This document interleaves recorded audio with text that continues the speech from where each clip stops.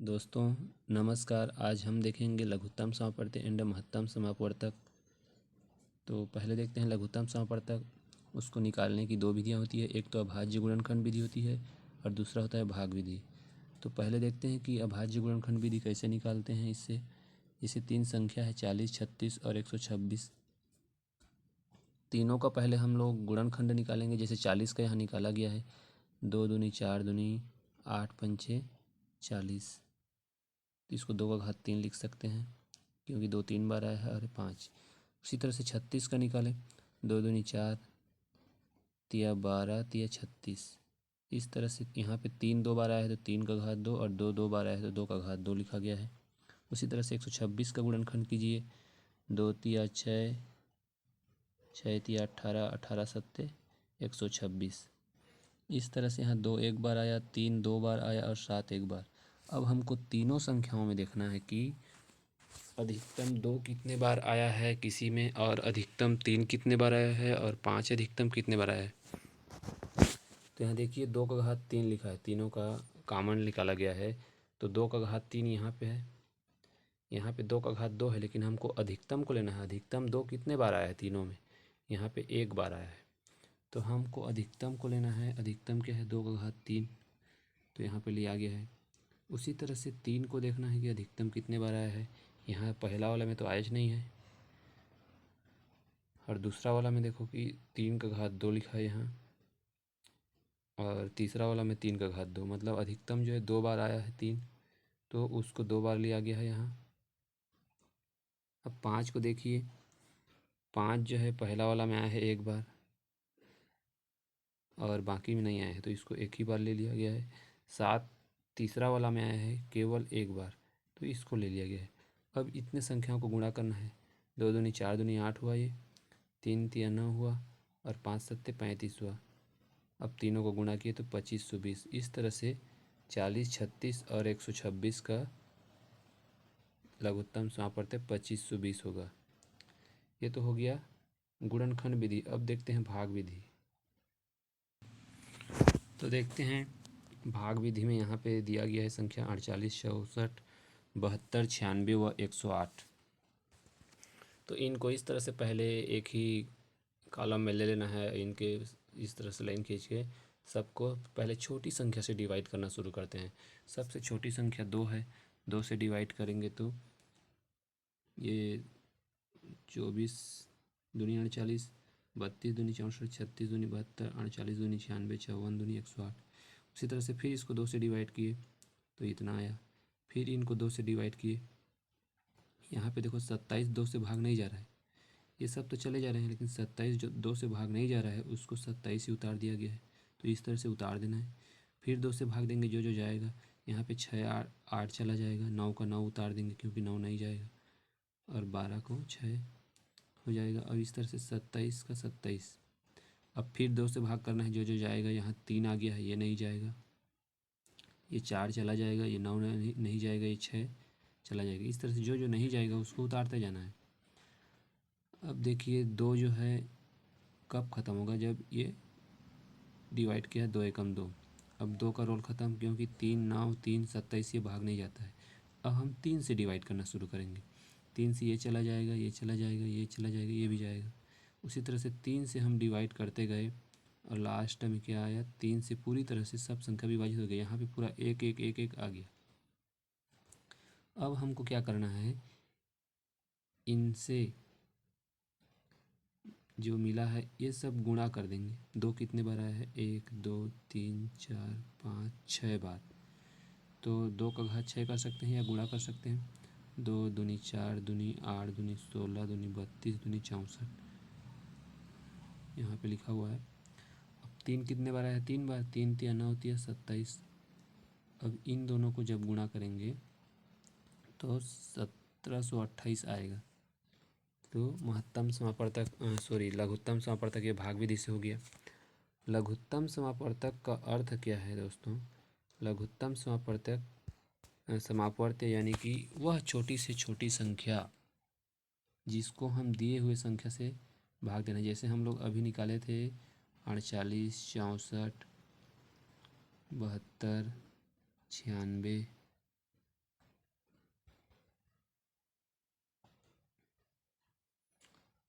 और एक संख्या था 108।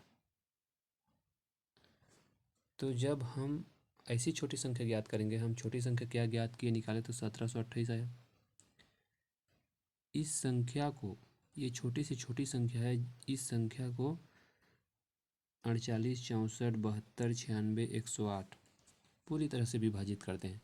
मतलब इससे कोई छोटी संख्या नहीं है जिसको ये सभी एक साथ पूरी तरह से विभाजित करें। ये सबसे छोटी संख्या है जिसको ये सभी संख्याएं विभाजित करते हैं। तो ऐसी छोटी से छोटी संख्या ज्ञात करना है जिसको जो संख्या दी हुई है वो पूरी तरह से विभाजित करें। जैसे कि हम लोग 2 और 3 का लघुत्तम समापवर्तक निकालेंगे तो क्या होगा, छोटी से छोटी संख्या जैसे कि 2 और 3 किसको विभाजित करेंगे, 4 को तो केवल 2 विभाजित करता है, 5 को कोई विभाजित नहीं करता है, दोनों 6 होगा क्योंकि 2 तिया 6, 3 दूनी 6, मतलब ये दोनों विभाजित कर रहे हैं। इस तरह से आपको समझ लेना है कि वह छोटी संख्या जिसको दी हुई संख्याएं पूरी तरह से विभाजित करे। छोटी संख्या लघुत्तम, यानी आपको याद रखना है छोटी संख्या। अब हम देखेंगे कि महत्तम समापवर्तक क्या होता है। तो महत्तम समापवर्तक जैसे कि मैं बताया था अभी, लघुत्तम समापवर्तक जिसमें जो दी हुई संख्या है वो विभाजित करते हैं। लेकिन महत्तम समापवर्तक जैसे मान लो कोई दो संख्या है 18 और 24। तो लघुत्तम में क्या निकालते थे कि जैसे इनका लघुत्तम निकालना है तो ये ऐसी संख्या बताना है इनके लिए कि ये दोनों विभाजित करेंगे छोटी से छोटी संख्या, ठीक है। लेकिन महत्तम समापवर्तक में क्या होता है, ये बड़ी संख्याएं हैं। अब इन संख्याओं को, ऐसी कौन सी संख्या है बड़ी से बड़ी संख्या जो इन दोनों को भाग पूरी तरह से विभाजित कर देगा। तो 2 तो सबसे छोटी हो जाएगा, हमको बड़ी से बड़ी देखना है। जैसे 9 है, 9 दूनी 18 होता है, लेकिन 9 24 को विभाजित नहीं करता है। उसी तरह से हम लेंगे 9 के बाद 8 को लेते हैं तो 8 या 24 तो विभाजित करता है, लेकिन इसको विभाजित नहीं करता। 8 के बाद देखना है कि 7 विभाजित करता है कि नहीं करता। अब 6 को देखना है, 6 तिया 18 और 6 चौक 24, मतलब 6 ऐसी संख्या है जो इन दोनों को पूरी तरह से विभाजित कर रहा है। यानी 6, 18 और 24 का महत्तम समापवर्तक है वह बड़ी से बड़ी संख्या जो इन दोनों को विभाजित कर दे, लेकिन इन दोनों से छोटी होगा, क्योंकि जो विभाजित करेगा वो छोटी ही रहेगा ना। तो वह बड़ी से बड़ी संख्या जो इन दोनों संख्याओं को विभाजित कर दे, इन दोनों का महत्तम समापवर्तक कहलाएगा। अब देखते हैं इसको निकालने की विधियाँ। तो इसका भी 2 विधि होता है, एक तो होता है अभाज्य गुणनखंड विधि और एक भाग विधि। तो देखिए अभाज्य गुणनखंड विधि, 3 संख्या है 40, 36 और 126। पहले तो हमको इसका गुणनखंड निकालना है, जैसे हम लोग पहले लघुत्तम समापवर्तक में निकाले थे। तो पहले निकालते हैं 40 का, इसको 2 दूनी 4 दूनी 8 पंचे 40। उसी तरह से 36 का निकालेंगे तो क्या होगा, 36 का निकालेंगे 2 दूनी 4 तिया 12 तिया 36। अब निकालेंगे 126 का, 126 का होगा 2 गुणी 3 गुणी 3 गुणी 7, 2 तिया 6 तिया 2 तिया 6 6 तिया 18, 18 सत्ते 126। अब आपको देखना है, हम लोग उसमें क्या कर रहे थे लघुत्तम समापवर्तक में कि अधिकतम कितने बार आया है देख रहे थे हम। अब इसमें तीनों में कॉमन क्या है, पहले उसको हम गोला लगाएंगे। जैसे यहाँ पे 2 एक बार आया है, अब 2 तीनों में है क्या, और नहीं है, एक ही बार आया है। यहाँ है लेकिन यहाँ तो नहीं है और 2। अब 3 आया है क्या कॉमन, नहीं आया है, यहाँ तो 3 ही नहीं है, इन दोनों जगह में है। अब 5 आया है क्या, नहीं आया है, यहाँ आया है लेकिन इधर नहीं आया है। 7 भी यहाँ है लेकिन इधर नहीं है, तो केवल इसका लघुत्तम महत्तम समापवर्तक क्या हो जाएगा, केवल 2। तीनों में जो उभयनिष्ठ है उसी को हम लेते हैं, तो इसका लघुत्तम समापवर्तक है 2।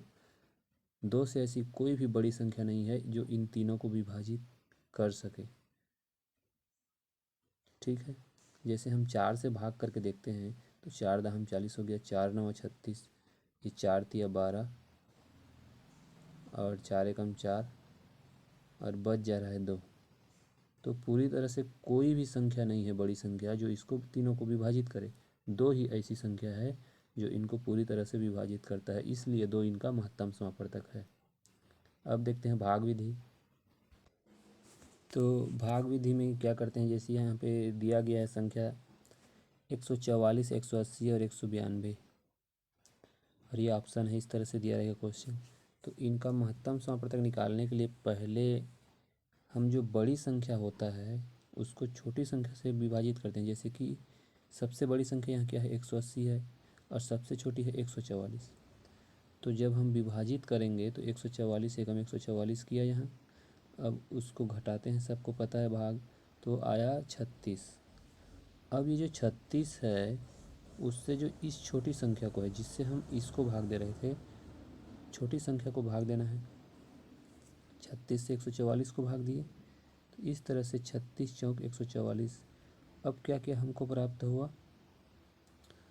जो 36 है ये पूरी तरह से विभाजित कर दे रहा है ना, छोटी संख्या को, इसको बड़ी संख्या को, अब इसको भी करेगा। हम देख सकते हैं यहाँ पे बताया गया है उसको चेक करने के लिए कि 192 को 36 विभाजित करता है या नहीं। तो यहाँ पे देखिए 36 जो है 192 को 5 बार में, 36 पंचे 180, फिर 180 को 12 बचेगा, 192 में घटाएंगे तो अब ये 12 जो है इस 36 को जिससे हम भाग दे रहे हैं उसको पूरी तरह से विभाजित कर दे रहा है।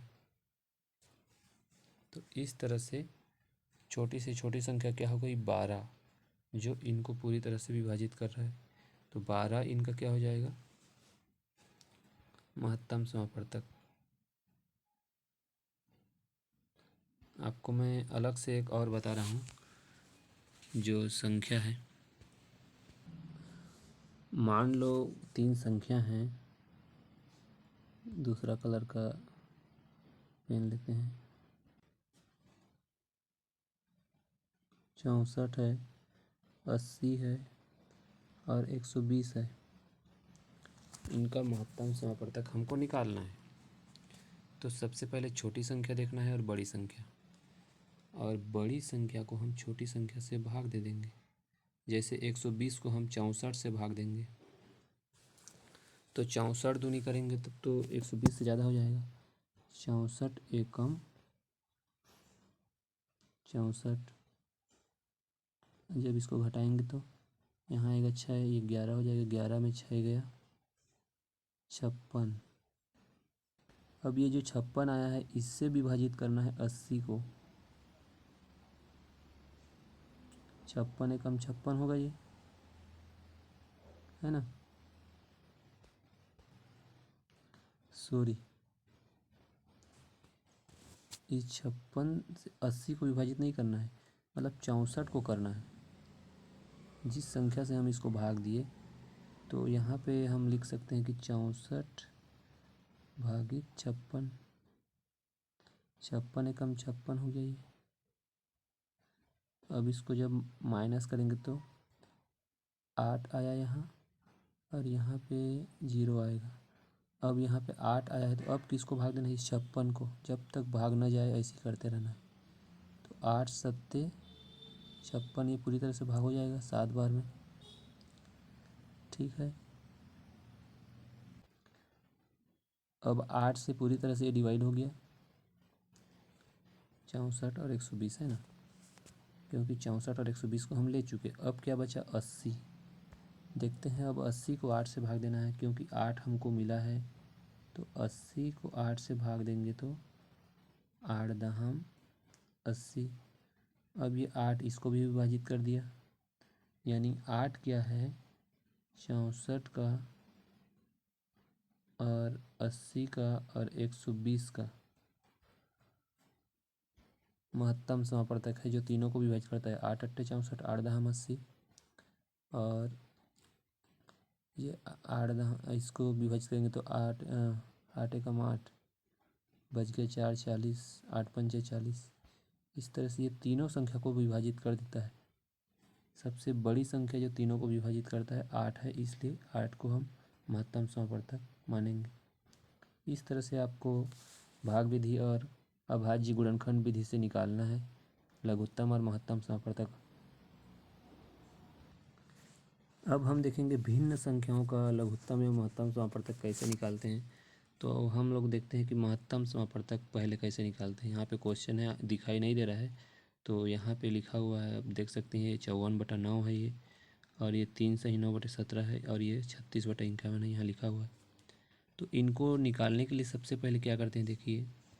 अगर हम भिन्नों का महत्तम समापवर्तक निकालते हैं तो ये सूत्र आपको याद रखना है। महत्तम समापवर्तक निकाल रहे हैं भिन्नों का, तो अंश जो है उनका महत्तम समापवर्तक निकालेंगे। महत्तम समापवर्तक मतलब ऊपर वाले का महत्तम समापवर्तक, और हरों का क्या करते हैं, लघुत्तम समापवर्तक निकालते हैं।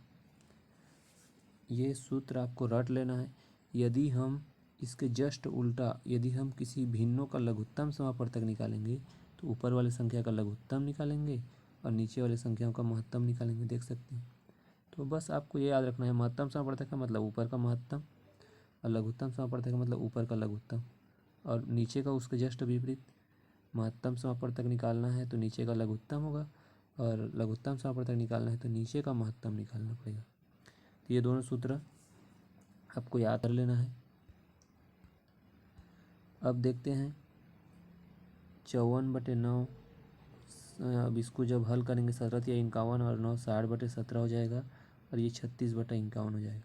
तो इस तरह से इसको और थोड़ा विभाजित किए तो ये हो गया 9 9 छिक्का 54। इसको छोटी संख्या में तोड़ दिए हैं, ये नहीं टूटा, ये भी टूट गया है। तो इस तरह से हमको ये 3 भिन्न संख्याएं प्राप्त हुई। अब देखेंगे 6 60 और 12 का महत्तम समापवर्तक निकाल रहे हैं, तो वो महत्तम ही निकालेंगे। इनका महत्तम समापवर्तक यहाँ है 6। उसी तरह से लघुत्तम समापवर्तक नीचे वाले का 17 है, तो 17 ही होगा। तो इस तरह से 6/17 हमको प्राप्त हो गया। लघुत्तम और महत्तम तो निकालना आता ही है। तो उसी तरह से जब इसका लघुत्तम निकालेंगे, तो अभी मैं बताया कि ऊपर का लघुत्तम निकालना है और नीचे का महत्तम समापवर्तक सूत्र के अनुसार। जब इसको हम इस तरह से निकालेंगे तो क्या होगा, पहले तो इसको कटा सकते हैं, जैसे यहाँ कटाया गया है। सबसे पहली छोटी संख्या निकाला गया है, 5/8 का 5/8 ही हुआ है। 15/6 जो है 5/2 बन गया है, विभाजित किया है ना। 3 दूनी 6 और 3 पंचे 15, और ये 25/48। तो लघुत्तम निकाल रहे हैं तो 5 5 और 25 का लघुत्तम क्या हो जाएगा, 25 होगा, और 8 2 और 48 का लघुत्तम 2 होगा। इस तरह से हमारा आंसर क्या हो गया, 25/2। तो इस तरह से हम भिन्न संख्याओं का लघुत्तम और महत्तम निकाल सकते हैं। अब देखते हैं हम दशमलव संख्याओं का किस तरह से लघुत्तम महत्तम निकालते हैं। जैसे 0.36 है, दूसरी संख्या है 1.2, और तीसरी संख्या है 4.8। तो इसको तो आपको सरल भिन्नों में बदलना आता ही होगा। जैसे यहाँ 36 है, दशमलव के बाद 2 संख्या है, तो नीचे में 1 दशमलव के लिए और 2 संख्या है तो 2 जीरो लगाएंगे। इस तरह से 1.2 को क्या लिख सकते हैं, 12/10 लिख सकते हैं। और 4.8 को क्या लिख सकते हैं, 48/10 लिख सकते हैं। इस तरह से हम इसको यदि लघुत्तम निकालना है तो ऊपर वाले संख्याओं का लघुत्तम निकाल लीजिए और नीचे वाले संख्याओं का महत्तम निकाल लीजिए। यदि महत्तम समापवर्तक ज्ञात करना है तो ऊपर वाले संख्याओं का महत्तम और नीचे का लघुत्तम। इस तरह से हम इनका आंसर प्राप्त कर सकते हैं। तो आज के लिए बस इतना ही। आगे हम लोग देखेंगे कि महत्तम समापवर्तक और लघुत्तम समापवर्तक से आने वाले कंपटीशन एग्जाम में ट्रिक के माध्यम से कैसे हल करते हैं, और उनका एक और कॉमन सूत्र होता है, आगे बताऊंगा अगले वीडियो में। धन्यवाद।